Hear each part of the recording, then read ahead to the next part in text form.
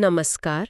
आज हम एक ऐसे स्रोत पर बात कर रहे हैं जो अध्यात्म गुरु और मार्गदर्शन पर आप कह सकती हैं एक काफी अलग नजरिया पेश करता है। जी। ये स्रोत ये सवाल उठाता है कि जो हमारी आम धार्मिक मान्यताएं हैं, जो मंत्र हम जपते हैं, क्या वो वाकई शास्त्रों के हिसाब से सही है? बिल्कुल।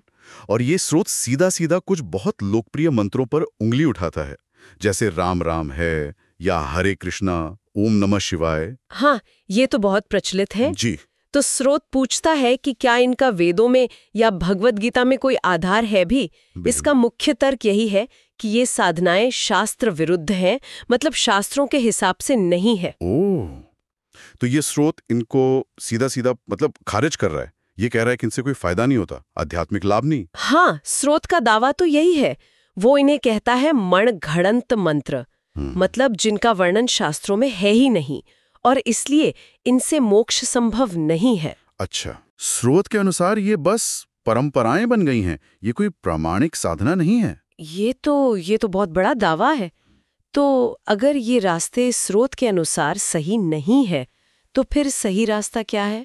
वो क्या बताता है? क्या वो भी गीता का ही हवाला देता है? हाँ, बिल्कुल।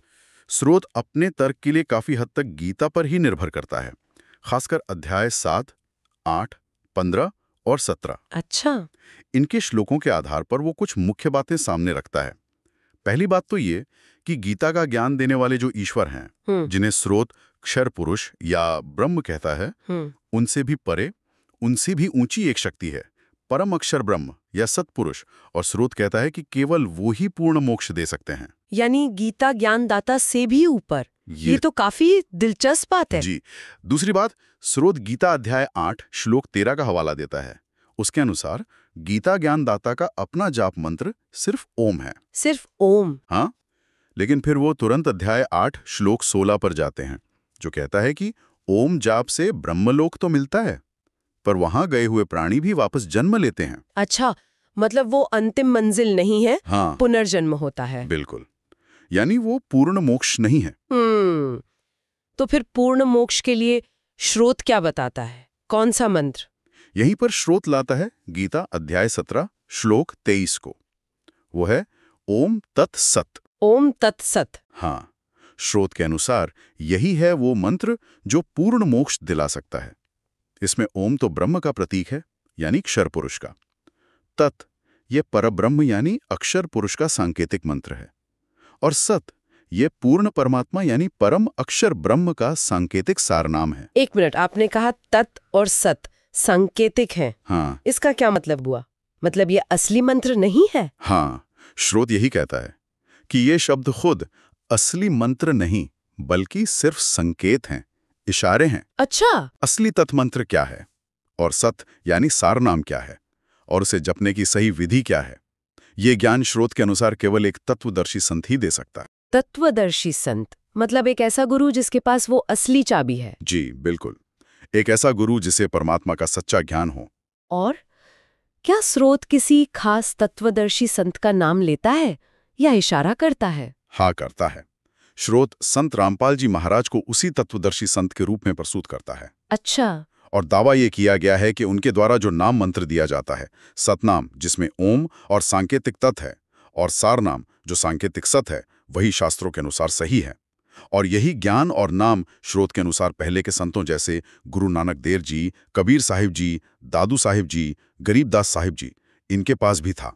तो ये एक कड़ी जोड़ने की कोशिश है। गीता के श्लोकों के अलावा क्या स्रोत कोई और सबूत भी देता है अपने दावे के लिए? हाँ, एक और बात है जो स्रोत सामने रखता है, वो मथुरा के एक संत हुए श्री तुलसीदास साहिब, जो जय गुरुदेव पंथ वाले थे। हाँ, सुना है नाम। उनकी 1971 की एक भविष्यवाणी का जिक्र है। भविष्यवाणी? कैसी भविष्यवाणी? भविष्यवाणी में कहा गया था कि एक महान संत या अवतार हैं जो भारत के किसी छोटे से गांव में जन्मे हैं, और वो 7 सितंबर 1971 को 20 साल के हो गए थे। 7 सितंबर 1971? जी। और स्रोत ये बताता है कि संत रामपाल जी की जो जन्मतिथि है 8 सितंबर 1951, वो इस भविष्यवाणी से लगभग मेल खाती है। तो स्रोत उन्हें ही वो महापुरुष बताता है। ओह अच्छा, तो तारीखों का मिलान करके भी एक दावा पेश किया गया है। जी। तो अगर हम सार देखें, कुल मिला के इस स्रोत का मुख्य संदेश क्या है? जो सुनने वाले हैं उनके लिए क्या टेक अवे है?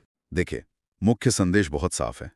स्रोत कहता है कि जो प्रचलित गुरु हैं और जो साधनाएं वो बता रहे हैं, अगर वो शास्त्रों के विरुद्ध हैं, जैसा कि स्रोत दावा करता है, तो उन्हें छोड़ देना चाहिए।